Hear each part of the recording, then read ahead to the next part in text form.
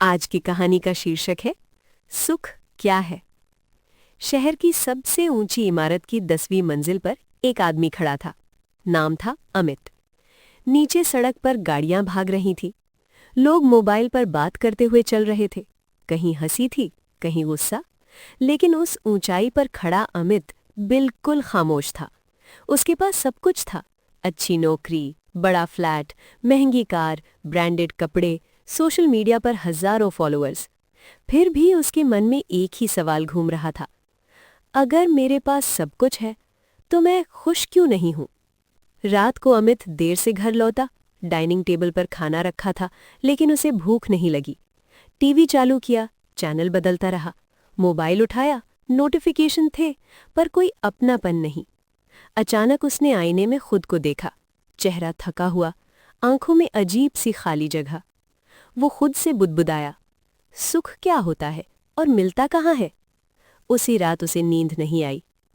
कुछ दिनों बाद ऑफिस से छुट्टी लेकर अमित अपने गांव चला गया। वही गांव जहां वो बचपन में गर्मियों की छुट्टियां बिताया करता था। बस से उतरते ही मिट्टी की खुशबू आई। हवा में सादगी थी, भाग दौड़ नहीं। गांव के बाहर एक पुराना मंदिर था। वहीं एक बूढ़े साधु बरगद के नीचे बैठे रहते थे। अमित को याद आया, बचपन में वो साधु उसे गुड़ दिया करते थे। अमित साधु के पास बैठ गया।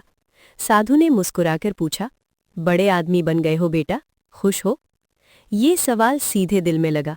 अमित कुछ पल चुप रहा, फिर बोला, बाबा, मेरे पास सब कुछ है, लेकिन सुख नहीं। साधु ने आंखें बंद की और धीरे से पूछा, तुम सुख को कहाँ ढूंढ रहे हो? अमित बोला, पैसे में, सफलता में, आराम में, शायद। साधु मुस्कुराए। साधु ने कहा, मैं तुमसे 3 सवाल पूछूंगा, ईमानदारी से जवाब देना। पहला सवाल, जब तुम्हें पहली नौकरी मिली थी उस दिन तुम खुश थे? अमित बोला, हाँ, बहुत। दूसरा सवाल, आज तुम उससे 10 गुना ज्यादा कमाते हो, क्या खुशी 10 गुना बढ़ी? अमित चुप हो गया।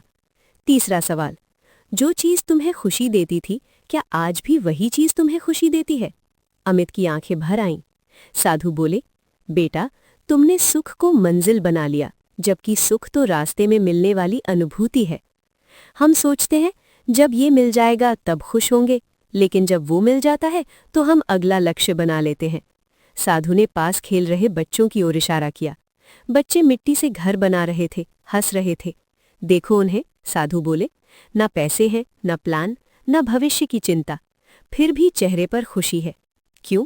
अमित बोला, क्योंकि वो उसी पल में है। साधु ने सिर हिलाया, बस यही सुख है। साधु बोले, सुख का मतलब ये नहीं कि दुख कभी आएगा नहीं। सुख का मतलब है दुख में भी टूट न जाना। सुख वो नहीं जो बाहर से मिले, सुख वो है जो भीतर से बहे। उस शाम अमित गांव की गलियों में घूमता रहा। किसी ने उसे चाय पिलाई, किसी ने बिना वजह मुस्कुराकर हाल पूछा। वो पहली बार बिना मोबाइल देखे टहल रहा था।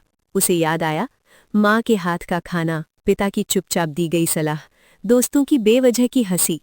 वो सब कहीं पीछे छूट गया था, सिर्फ आगे बढ़ने की दौड़ में। शहर लौटकर अमित की जिंदगी अचानक नहीं बदली। न नौकरी छोड़ी, न घर, लेकिन उसका देखने का नजरिया बदल गया।